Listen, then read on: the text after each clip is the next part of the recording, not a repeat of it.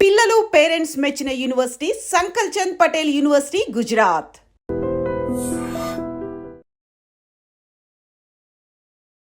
Welcome to I dream. నా పేరు లుంబిని. ఏదో ఒక సమస్య, గ్యాస్ట్రిక్ ట్రబుల్ అంటారు, కొందరేమో కాన్స్టిపేషన్ ఎక్కువైపోతూ ఉంటుంది, బ్లోటింగ్ వస్తూ ఉంటుంది, అసిడిటీ, అంటే మన గట్ సిస్టమ్ అనేది ప్రాపర్గా లేకపోతే, డైజెషన్ సరిగ్గా అవ్వకపోతే ఏదో ఒక సమస్య వెంటాడుతూనే ఉంటుంది కదా. మరి దీని నుండి బయటపడాలి అంటే, మన డైజెస్టివ్ సిస్టమ్ ప్రాపర్గా వర్క్ చేయాలంటే ఏం చేయాలి డిస్కస్ చేద్దాం. అలాగే ఎలాంటి మెడిసిన్ యూస్ చేయాలి కూడా మనం క్లియర్గా తెలుసుకుందాం. ఈరోజు మనతో జాయిన్ అవబోతున్నారు ప్రముఖ వైద్యులు డాక్టర్ సిఎల్ వెంకట్రావు గారు, మెడికల్ కౌన్సిల్ ఆఫ్ ఇండియా మాజీ సభ్యులు. ఆయనతో మాట్లాడదాం. హలో సార్, నమస్తే. నమస్తే. సమస్య చూడ్డానికి చిన్నగా స్టార్ట్ అయినా కూడా పెరిగి పెరిగి చాలా ఇబ్బంది పెడుతుంది లోపల, గ్యాస్ట్రిక్ సమస్య. సో దీని నుండి ఎలా బయటపడాలంటారు? గ్యాస్ ట్రబుల్ చాలా విపరీతంగా బాధ పెడతా ఉంది. ఈ గ్యాస్ ట్రబుల్ దక్షిణ భారతదేశంలో ఎక్కువగా కనపడుతుంది. ఎందుకంటే మనం పులుపు, కారం, మసాలా ఎక్కువ తీసుకుంటాం. మనం తిన్నంత కారం ఎవడు ప్రపంచంలో తినడు. మనం వాడే కారం ఎట్లుంటుందంటే పచ్చిమిరపకాయ వేస్తాం, ఎండుమిరపకాయ వేస్తాం, మళ్ళీ వీటికి తోడు కారం పొడి కూడా వేస్తాం, కారం పొడి, ఎండు కారం, వీటితో పాటు ఘాటైన మసాలా దినుసులు, దాల్చిన చెక్క, లవంగం, యాలకులు, మిరియాల పొడి ఇవన్నీ వేసేసరికి దట్టంగా ఘాట్ అయిపోతుంది. సో ఈ గ్యాస్ రకరకాలుగా బాధపడుతుంది. ఒకరికేమో తేపులు, అదే పనిగా తేపులు, బేవ్ అంటే ఎక్కడన్నా ఆఫీసులో పనిచేసేవాడు పక్క వాళ్ళు ఏమనుకుంటారు, ఏట్రై అథవా ఎప్పుడు తేపుతుంటాడు అని, అంటే ఆత్మన్యూన్యతకు గురవుతాడు. అతనికి ఒక సిగ్గు వస్తుంది, అరే ఈ తేపుల వల్ల పక్క వాళ్ళు నన్ను చూసి నవ్వుతున్నారు అనేది వస్తుంది. ఇంకా ఒక సమస్య, పొట్టలో గ్యాస్ నిండిపోయి అది అపానవాయువు రూపాన్ని బయటకు వస్తుంది. ఈ అపానవాయువులో రెండు ఉన్నాయి. ఒకటి వాసన, దుర్గంధం, రెండోది శబ్దం. దుర్గంధం వస్తే ఆ మొత్తం పక్క వాళ్ళకి అసహనానికి గురవుతారు. ఇక శబ్దం అయితే, శబ్దాన్ని మన భాషలో పిత్తులు అంటాం, బాంబింగ్ అంటారు. ఒరే బాంబు వేసి, పిల్లలైతే ఆడుకునేటప్పుడు ఎవరైనా వచ్చినప్పుడు బాంబులు వేస్తున్నాడు రా అంటారు, బాంబులు అంటారు. మా ఊళ్ళల్లో కూడా బాంబు అంటారు. ఈ దుర్గంధముతో కూడిన ఈ పిత్తులు, ఈ గ్యాసు ఎక్కడైనా ఒక ఆఫీసులో పనిచేస్తుంటారు, లేదా ఎక్కడ మీటింగ్కి వెళ్ళారు, సమాజంలో వాళ్ళకి ఒక తల వంచే విధంగా అవమానానికి గురవుతారు. ఇది మనం కంట్రోల్ చేస్తే కంట్రోల్ అయ్యేది కాదు. ఆగమంటే తేపులాగం, ఆగమంటే అపానవాయువు ఆగదు. లోపల గ్యాస్ ఉత్పత్తి అయింది, దాని ధర్మం బయటికి రావాలి. మనము మంచినీళ్ళు తాగేటప్పుడు పైకి ఎత్తుకుపోసుకుని తాగుతారు. గ్లాసు పైకి ఎత్తి పోసి తాగినప్పుడు నీళ్లతో పాటు గాలి కూడా, ఆ గాలే బయటకు వస్తుంది. అయ్యే తేపులు, అయ్యే అపానవాయువు. ఇక దీంతో పాటు కొంతమంది గబగబ తింటుంటారు అన్నం. ఏదో తరుముకు వస్తున్నట్లా, యుద్ధం వస్తున్నట్లా, భూకంపం వస్తున్నట్లా తింటారు. అంటే తినకూడదు, నిదానంగా తినాలి. ఏదైనా పని ఉంది, అవసరం పని ఉంటే ఆ పని ఎలా భోజనం దగ్గర కూర్చోవాలి, కానీ అడావుడిగా తినటం, దానివల్ల స్పీడ్గా మనం అన్నం తినేటప్పుడు కొంత గాలి కూడా లోపలికి వెళ్తుంది. లోపలికి వెళ్ళిన గాలి బయటికి వచ్చే పద్ధతి తేపులో లేదా అపానవాయువు. కొన్నిసార్లు పిత్తకోశము, గాల్ బ్లాడర్లో రాళ్ళు ఉంటాయి, లేదు క్లోమగ్రంథి చెడిపోయి, మద్యము సేవించే వారికి క్లోమగ్రంథి చెడిపోవటం, లేదా కొంతమందికి క్లోమగ్రంథి ప్యాంక్రియాస్లో రాళ్ళు ఉండటం, వాటి వల్ల కూడా గ్యాస్ వస్తుంది. ఒక నానుడు ఏంటంటే, మనం పప్పు ఎక్కువ తింటే గ్యాస్ వస్తుందిరా అంటారు. కొద్దిగా వాస్తవమే ఉంది. అధికముగా కందిపప్పు, పెసరపప్పు, శనగపప్పు తినటం వల్ల కొంచెం గ్యాస్ వచ్చే అవకాశం ఉంది, కానీ అట్లా అని చెప్పి వాటిని మానకూడదు. మనకు మాంసకృతులు స్థూలంగా శాకాహారులకు అందించేదే పప్పు దినుసు. ఆ పప్పును మానుకుంటే మనం ఎండిపోతాం. కనుక వీటితో పాటు మన పాలిట విలన్ లాంటివి అలవాట్లు, ధూమపానము, పొగాకు ఉత్పత్తులు, సిగరెట్టు, బీడి, చుట్ట ఇక అయిపోయినాయి. ఆ శకం పోయి ఇప్పుడు వచ్చింది కొత్త తరం గుట్కా, ఖైనీ, మాదక ద్రవ్యాలు. వీటి దెబ్బకు పొట్టలో గ్యాస్ నిండిపోతుంది. ఏ స్థాయికి నిండిపోతుందంటే పొట్ట నిండిన తర్వాత పొట్ట మీద కొట్టుకుంటే డమడమా డమడమా శబ్దం వస్తుంది. తబల మీద కొడితే ఎట్టటి శబ్దం వస్తుందో పొట్ట మీద కొట్టుకుంటే కూడా అటువంటి శబ్దం వచ్చే పరిస్థితి. అంత గ్యాస్ ఉబ్బిపోతుంది. తర్వాత వీడు నడుస్తున్నప్పుడు కొండ పొట్ట, బాన పొట్ట అంటారు.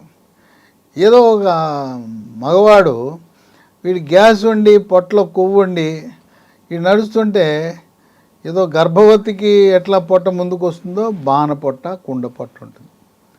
అది మంచిది కాదు. కనుక ఇటువంటి గ్యాస్ ట్రబుల్కి రోజు మందులు మింగేస్తున్నారు. వెళ్ళటం, ఇవ్వయా గ్యాస్ కొట్టం ఇవ్వంటాం, తెచ్చుకొని వాడుతున్నారు. ఇవాళ చాలామంది నిద్ర లేవగానే గ్యాస్ కొట్టం వేస్తున్నారు. ఒకటేంటి ఈసోమోప్రజోలు, ప్యాంటోప్రజోలు నానా రకాలు ఉన్నాయి.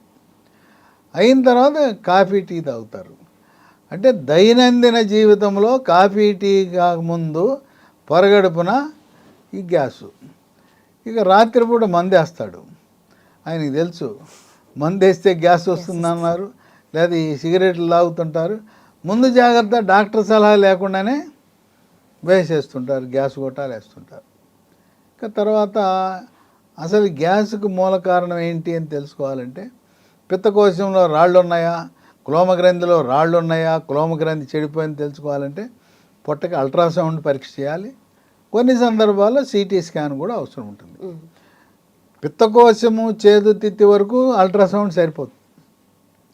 క్లోమగ్రంథి విషయాలు సమగ్రంగా తెలుసుకోవాలంటే అల్ట్రాసౌండ్లో మనకు తెలవదు, సిటీ స్కాన్ పరీక్ష చేయాల్సి ఉంటుంది. ఈ గ్యాసు జీర్ణాశయంలో పేగు పూత, పేగు రాపిడి, పేగు వరిపిడి అంటారు. దానివల్ల కూడా రావచ్చు. లేదు అక్కడ చిన్న పుండు ఏర్పడుతుంది. అక్కడ ఏర్పడే పుండుని అల్సర్ అంటారు, పెప్టిక్ అల్సర్ అంటారు. ఈ పేగు రాపిడి, వరిపిడిని గ్యాస్ట్రైటిస్ అంటారు. దీనివల్ల కూడా గ్యాస్ వస్తుంది. అన్నవాహిక, జీర్ణాశయం కలయికలో కవాటం ఉంటుంది. ఆ కవాటము మద్యపానము సేవించే వారికి, ధూమపానము, పొగాకు ఉత్పత్తులు సేవించే వారికి లూజ్ అయిపోతుంది. సాధారణంగా ఈ అన్నవాహికలోంచి వెళ్ళిన ఆహారము ద్రవం కానీ ఘనం కానీ కిందకి వెళ్ళాలి. వెనక్కి వచ్చే ప్రయత్నం చేస్తే ఆ కవాటం మూసుకుపోవాలి. టైట్గా బట్టలు వేసుకున్నా, గట్టిగా ఈ బెల్ట్ పెట్టినా, లేదా స్థూలకాయము, భారీకాయం ఉన్నా అది లూజ్ అయిపోతుంది. అన్నవాహిక, జీర్ణాశయం కలయికలో ఉన్న కవాటము లూజ్ అయిపోయి వెనక్కి రివర్స్ డైరెక్షన్లో వెళ్ళకూడని ఆహారము, వెళ్ళకూడని హైడ్రోక్లోరిక్ ఆమ్లం పైకి వచ్చేస్తుంది. అన్నవాహికలోకి హైడ్రోక్లోరిక్ ఆమ్లం వచ్చిందంటే ఇక మంట, తీవ్రమైన మంట. దీన్ని ఇలా వెనక్కి వచ్చే ప్రక్రియని గెరడు అంటారు. గ్యాస్ట్రో ఇసోఫేజియల్ రిఫ్లక్స్ డిసీజ్ వైద్య పరిభాషలో. కనుక ఇది ఈ కవాటము సక్రమంగా పనిచేసేలా చూసుకోవాలి. ఆహారపు అలవాట్లు మార్చుకోవాలి. సకాలంలో ఆహారం తీసుకోవడం చాలా ముఖ్యం. ఎప్పుడు తినాలి? ఉదయం 8-9 గంటల మధ్యలో టిఫిను, మధ్యాహ్నం 12 గంటలు 1 గంట మధ్యలో భోజనము, సాయంత్రం 4-5 మధ్యలో ఏదో ఒక అల్పాహారం తీసుకోవాలి. ఇదే చాలామంది చేయం. ఏదో ఒక కప్పు కాఫీయో టీయో తాగేస్తాడు. తప్పకుండా అల్పాహారం తీసుకోవాలి. పండ్ల ముక్కలో, మజ్జిగో, ఏదో ఒకటి, లేదు శనగలో, పచ్చి బఠానీలో నానబెట్టి ఉడకబెట్టి కొంచెం తాలింపు వేసుకుని తినటం. రాత్రి 8-9 గంటల మధ్యలో భోంచేయటం. ఇవాళ మిడ్ నైట్ బిర్యానీల సంస్కృతి. 12 గంటల తర్వాత మిగిలిపోయినాటిని, నిలవున్నాటిని అన్నింటినీ వాడు పారేయకుండా రేటు తగ్గించి స్టార్ హోటల్లో స్టార్ పెట్టి మిడ్ నైట్ బిర్యానీ రండి మా దగ్గర మిగిలిపోయిన సరుకులు ఉన్నాయి, మీరు తినిపోండి అని యువతను ఆకర్షిస్తున్నారు. అంతా కుర్రోళ్ళు చేస్తారు. ఆ చేరికి అది మొదలు పెడతారు. 12ంటికి మొదలుపెట్టి 2, 3 దాకా తింటానే ఉంటారు. అసలు ఆ టైంలో భోజనం చేయటం, నిద్రపోవాల్సిన టైంలో అన్నం తినటం, అన్నం తినాల్సిన టైంలో నిద్రపోవటం. వీడు మిడ్-నైట్ బిర్యానీ వాడు 3ంటికి ఇంటికి వెళ్తాడు, ఇక 4ంటికి ఎప్పుడో పడుకుంటాడు. వాడు నిద్ర లేచేది ఎప్పుడు మధ్యాహ్నం భోజనం టైంకి నిద్ర లేస్తాడు, టిఫిన్ లేదు. ఈ విధంగా వేళలు పాటించకుండా ఆహారం తినటం వల్ల కూడా గ్యాస్ ట్రబుల్ వస్తుంది. రకరకాల మందులు ఉన్నాయి. అందరూ చెప్పేది ఏంటంటే, డాక్టర్ గారు వేసుకున్నప్పుడు బాగానే ఉంటుంది, ఒక్కరోజు మానేస్తే మళ్ళీ నేను ఉన్నానని వచ్చేస్తుంది. ఏం చేయమంటారు? ఇప్పుడు మనకు కావాల్సింది ఏంటి? శాశ్వత పరిష్కారము. ఆ పూట దెబ్బ తగిలితే కట్టు కట్టడం కాదు. ఈ శాశ్వత పరిష్కారానికి లీ ఫార్మా కంపెనీ వాళ్ళు ఒక అద్భుతమైన ఔషధాన్ని తయారు చేశారు. దాని పేరు లాఫెరిన్ బీసీ. లీ కంపెనీ వారిది లాఫెరిన్ బీసీ. ఇదేంటంటే ఇసమప్రజోల్ అనే మందుని పరగడుపున, ఇంకా తీవ్రంగా గ్యాస్ ట్రబుల్ ఉంటే రాత్రిపూట కూడా ఇసమప్రజోల్ 40 మిల్లీగ్రాములు వేసుకుని, దాంతోపాటు ఈ లాఫెరిన్ బీసీ ఉదయం టిఫిన్ తర్వాత ఒకటి, రాత్రి భోజనం తర్వాత ఒకటి, ఒక 3 నెలల పాటు ఇసమప్రజోల్ ఏమో పరగడుపున, లాఫెరిన్ బీసీనేమో టిఫిన్ తర్వాత 3 నెలలు వాడితే శాశ్వత పరిష్కారం లభిస్తుంది. కానీ నేను నా అలవాట్లు మార్చుకోను, నేను మందు మానను, నా యొక్క గుట్కా మానను, పొగాకు ఉత్పత్తులు లేకుండా నేను ఉండలేను అంటే ఏమి లాభం? ప్రయోజనం ఉండదు.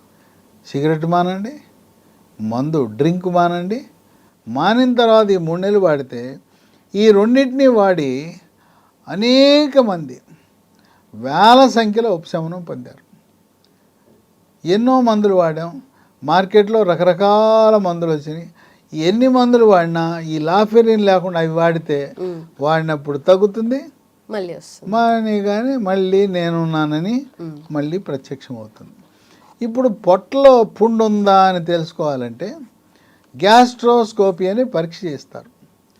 ఇది అందరికీ అవసరం అంటే అవసరంలా. ఇది ఎవరికి అవసరం అంటే 45 ఏళ్ళు 50 ఏళ్ళు దాటిన తర్వాత బరువు తగ్గి క్యాన్సర్ అనుమానం ఉంటే గ్యాస్ట్రోస్కోపీ తప్పనిసరి. లేకపోతే గ్యాస్ట్రోస్కోపీ లేకపోయినా పర్వాలేదు. గ్యాస్ట్రోస్కోపీ అంటే లైట్ అమర్చిన సన్నటి పైపుని నోటి ద్వారా, అన్నవాహిక ద్వారా జీర్ణాశయంలో ప్రవేశపెట్టి లోపల పుండుందా, రాపిడుందా, ఒరిపిడుందా, క్యాన్సర్ ఉందా అని తెలిపే పరీక్ష. అది అందరికీ అవసరం లేదు, ఇది వాడుకోవచ్చు. ఇది కొత్తగా వచ్చిన మందు, అందువల్ల అన్ని మందుల షాపులో దొరకట్లా. దీన్ని పొందాలంటే అమెజాన్లో ఆర్డర్ పెట్టుకోవచ్చు, లేదా కంపెనీ లీ ఫార్మా వాళ్ళ వెబ్సైట్ ఉంది, lehealthdomain.comలో ఆర్డర్ పెట్టచ్చు. ఇవన్నీ మాకు తెలవదండి అంటే ఓ 3 ఫోన్ నంబర్లు ఇస్తా, వాళ్ళకి ఫోన్ చేయండి. ఫోన్ చేస్తే మీ ఇంటికి కొరియర్లో పంపిస్తారు. నంబర్లు ఏవంటే 9100107480, 9100010748. రెండో నంబరు 8977030218. మూడో నంబరు 9502897374. ఇవన్నీ కూడా మీకు మందులు లభించే నంబర్లు. ఇంకా మీకు ఎన్నో అనుమానాలు ఉంటాయి, నాతో మాట్లాడాలన్నా నా నంబర్లు ఇస్తాను, ఫోన్ చేయండి, మీ అనుమానాలు నివృత్తి చేసుకోండి. నా నంబర్లు 9848055806, 9848055806. ఇంకో నంబరు, 2 వాట్సాప్ నంబర్లే, 9866308414. ఫోన్ చేయండి, నేను ఖాళీగా ఉంటే మీతో మాట్లాడతా. ఒకవేళ బిజీగా ఉన్నాను వాట్సాప్లో పెట్టేయండి, మీకు సమాధానం చెప్తాను. ఏ అనుమానం ఉన్నా, కొంతమంది జనరిక్ మందులు వాడుతున్నారు, ఆ కంపెనీ మంచిదా లేదా అని అనుమానం, లేదా మీకు ఏదో ఆరోగ్య సమస్య వచ్చింది, ఎవరి దగ్గరికి వెళ్ళాలి, ఏ స్పెషలిస్ట్ దగ్గరికి వెళ్ళాలి, ఏ హాస్పిటల్కి వెళ్ళాలి, ఎక్కడ మంచి వైద్య సేవలు అందుబాటులో ఉంటాయని అనుమానం ఉంటే, లేదు ఆరోగ్యశ్రీలో కవర్ అవుతుందా లేదా అని, ఇవన్నీ మీకు అనుమానాలు ఉన్నప్పుడు నన్ను సంప్రదించండి. నా వంతు కృషి మీ యొక్క అనుమానాలకు నేను సమాధానాలు చెప్పడానికి ప్రయత్నం చేస్తాను. మాట్లాడలేకపోయినా కనీసం వాట్సాప్లో మీకు ఏదో టైంలో దానికి సమాధానం చెప్పడానికి నా వంతు నేను ప్రయత్నం చేస్తాను. Right sir, done sir. Thank you so much and thanks for your time. And for more videos, Please subscribe to iDream. Please subscribe to iDream. Please subscribe iDream. And please subscribe to iDream. For more videos, subscribe to iDream. please like, share and subscribe to the channel. Congratulations, iDream. Subscribe to iDream. Subscribe to iDream. So subscribe to iDream Media. iDream ki iDream team andarki huge congratulations. Please subscribe iDream Media. Please subscribe to iDream. Subscribe iDream. Please subscribe to iDream. iDream అంటే నా కళల ఛానల్ను subscribe చేసుకున్న నోరు తిరుగుతలేదు, మీరైతే గంట గుర్తు కొట్టండి. For more such videos, please subscribe to iDream. Subscribe to iDream. Please subscribe to iDream. Please subscribe iDream Media. Please do subscribe to iDream. Please subscribe to iDream Media. For best entertainment and information, please subscribe iDream. And don't forget to subscribe to iDream.